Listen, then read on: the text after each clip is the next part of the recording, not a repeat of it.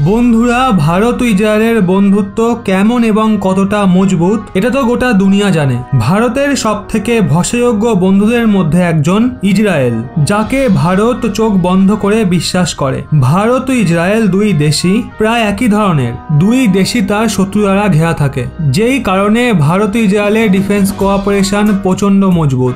ভারত অনেক হাতিয়ার ইসরায়েলের থেকে কেনে, তো অনেক হাতিয়ার ইসরায়েলের সঙ্গে মিলে তৈরি করে, যেমন বারাক 8 মিসাইল ডিফেন্স সিস্টেম। এইভাবে ডিফেন্সের মামলায় একটা গুরুত্বপূর্ণ ভূমিকা ইসরায়েল পালন করে। আর টপ 4 দেশ যাদের থেকে ভারত সবচেয়ে বেশি হাতিয়ার কেনে তার মধ্যে ইসরায়েল আসে।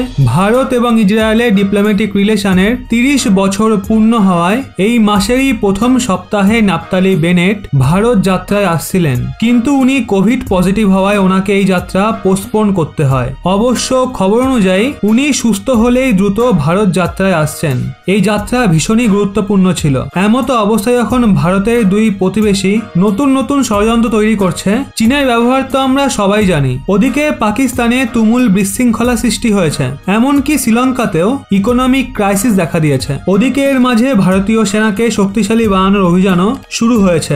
একদিকে এখানে ভারতের আর্মি চিফ MM নারভানে মহাশয় 3 দিনের জন্য সিঙ্গাপুর যাত্রায় গেছিলেন আর নিজের ডিফেন্স টাইসকে তাদের মাধ্যমে আরো মজবুত করছে। ওদিকে ইসরায়েলের তরফ থেকেও একটা ঘাতক হাতিয়ার ভারতকে সঁপে দেওয়ার কথা বলা হচ্ছে।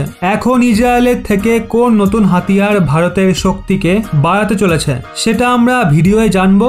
বন্ধুরা, ইসরায়েলের যে নতুন হাতিয়ার ভারতীয় সেনায় সামিল হওয়ার জন্য তৈরি আছে তার নাম স্করপিয়াস। আজ্ঞে হ্যাঁ বন্ধুরা, ইসরায়েল ভারতকে স্করপিয়াস ইলেকট্রনিক সিস্টেম অফার করার প্রস্তুতিতে রয়েছে।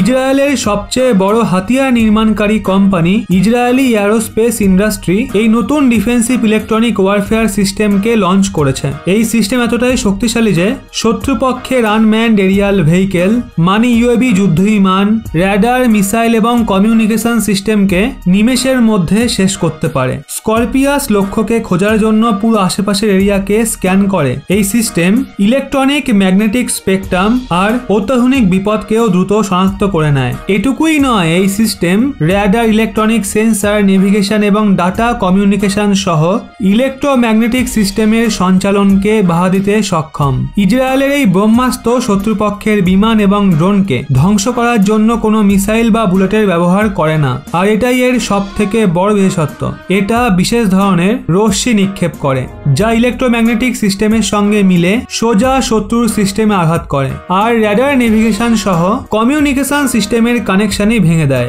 এর ফল বেরোয় হামলা করার পুরো যোজনাই বসে যায়। বিনা কমিউনিকেশনে সেগুলো অকেজো হয়ে পড়ে। ওদিকে এই সিস্টেমকে বানানো ইসরায়েলি কোম্পানির দাবি এটা প্রচন্ড প্রভাবশালী হাতিয়ার এবং শত্রুপক্ষের সিস্টেমকে পুরো নষ্ট করে দেয়। কোম্পানি বলে এটা একটা এমন হাতিয়ার যে মিসাইলের ব্যবহার করে না। ওদিকে এই সিস্টেম প্রচন্ড সেন্সিটিভ এবং ট্রান্সমিশন পাওয়ারে পরিপূর্ণ। এই জন্য এটা একটা সময় শত্রুপক্ষের অনেক ধরনের হামলাকে ধরে ফেলে, সেগুলোকে এঙ্গেজ করে নষ্ট করতে সক্ষম হয়। আপনারা ভিডিওতে যে ক্লিপ দেখছেন সেটাই হাতিয়ারেরই। স্করপিয়াসে ঘাতক রিসিভার, সেন্সিটিভ আর কমিউনিকেশন পাওয়ার রয়েছে, যা একে আগের মডেলের তুলনায় অধিক শক্তিশালী এবং বিভিন্ন ধরনের বিপদের আন্দাজ করতে সক্ষম বানিয়েছে। এই সিস্টেমের ফ্যামিলিতে 5 প্রকারের সিস্টেম সামিল রয়েছে। ওদিকে এটা তৈরি করা কোম্পানির এটাও দাবি এই সিস্টেমের খরচ বাকি ডিফেন্স সিস্টেমগুলোর তুলনায় অনেক কম হয়। এই সিস্টেমকে গাড়ির মাধ্যমে দ্রুত এক এলাকা থেকে অন্য এলাকায় মোতায়েনও করা যায়। এর জন্য এটাকে সফট কিল ডিফেন্স সিস্টেম বলেও ডাকা হয়। যদি এই সিস্টেমকে নিয়ে ভারতের কথা বলি তো গত বছরই ইসরায়েলের তরফ থেকে এটাকে নিয়ে খবর প্রকাশ করা হয়েছিল। তবে থেকে এই সিস্টেমকে নিয়ে আলোচনা হচ্ছে। ওদিকে এই যে যাত্রা হচ্ছিল তাতে PM মোদি এবং বেনেটের মিটিং এ এটা নিয়ে কোনো বড় সিদ্ধান্ত প্রকাশ করা হতো। সে যাত্রা যতই পোস্টপোন্ড হোক, কিন্তু ভারত ইসরায়েলের সঙ্গে যোগাযোগে রয়েছে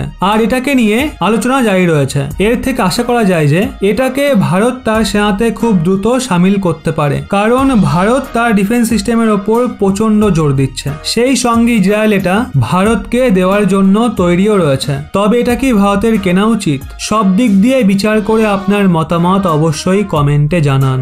এবং আপনিও কি ইসরায়েলকে একজন ভরসাযোগ্য পার্টনার বলে মনে করেন?